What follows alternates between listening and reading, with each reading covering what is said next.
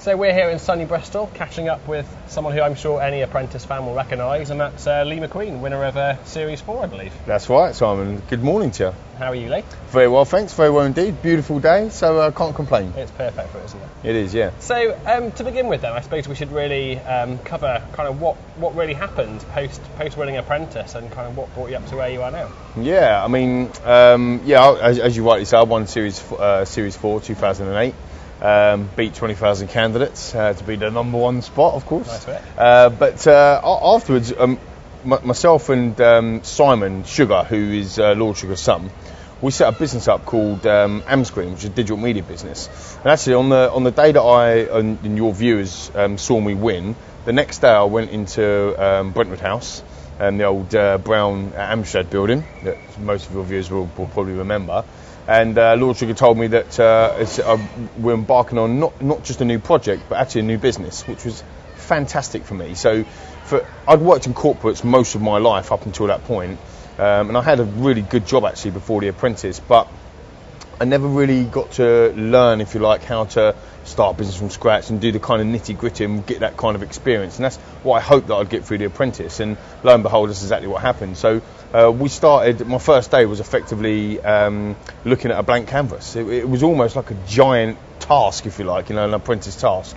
And I got to learn how to acquire businesses, build a brand from scratch, build a product from scratch, and then actually go out, build a team, and then go and market that product, and then build a business and generate revenue. So for 2 years, a phenomenal experience, I've got to tell you. And so whilst you were at McQueen then, were you working with Yasmina? Because did she move on to McQueen? Yes, Yasmina come the year after, because obviously she won Series 5. Yeah. So effectively what happened is we set up the business, the McQueen business. Primarily, like Simon Sugar's the CEO and I was the development director. We set the business up, and then Yasmina come in the year after and set up a healthcare division as part of that business. So it was kind of like a slightly different division, but it was in the same organisation, which again grown really quickly. I mean, I think now as an advertising business they run something like 40 million impressions every 2 weeks, which is no mean feat in 2 years to actually get that coverage out there. So what was the decision then behind leaving McQueen? Was it like an amicable thing? Was it just like time to move on, or? Yeah, I mean it was definitely amicable. I'm not gonna lie to you. It wasn't easy making that decision from my point of view. But as I say, I'd always worked in corporate organisations, and for me it was about that learning experience and kind of. The Apprentice is a funny thing because it's almost set up as a vehicle, and I think Series 7, the series it's on now, proves that. It's almost set up as a vehicle to actually bring your real entrepreneur skills out, if you like, to actually go on. Everybody that's left the Apprentice after winning or left Lord Sugar's businesses have gone up and set their own business up, and for me that's what it was. It was to try and gain experience and knowledge and the skills, if you like, to actually have the confidence to go and do it myself.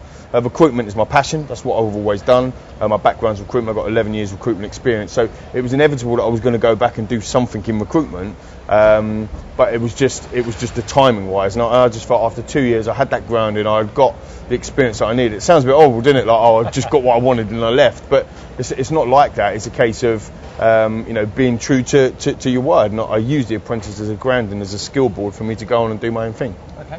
So after leaving McQueen then, was it then you obviously set up the Raw Talent Academy? Yeah, so Raw Talent Academy come about because I've been an employer of salespeople for the last kind of 7-8 years, both at McQueen. We set up a big sales team at McQueen, and previous to that in my roles at in recruitment. And it continually frustrates me that the organisations look based on qualifications. They look at taking people on based on experience and not gaining that kind of balance between, I suppose, raw talent, if you like, or rookies, if for want of a better word. And for me, I found it was always really difficult to find really good people that were always going to deliver, certainly from a sales aspect. So my idea came about before I left my previous employer, before the Apprentice.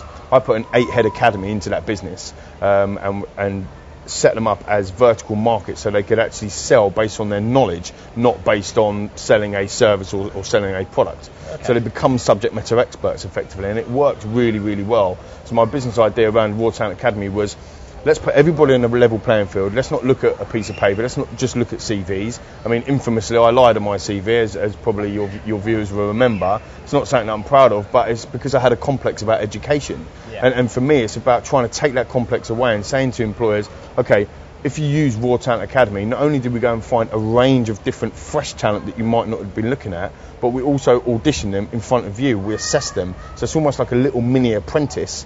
We put them through mini business tasks that's relevant to that business. So if it's a recruitment business, there'd be recruitment orientated tasks. If it's an advertising business, it'd be advertising orientated tasks. So we bespoke around what the client's actually looking for, and we give the client the opportunity to see, almost try before you buy. They're seeing what skills the candidates, the talent can actually provide before they actually say, yes, I want to hire them.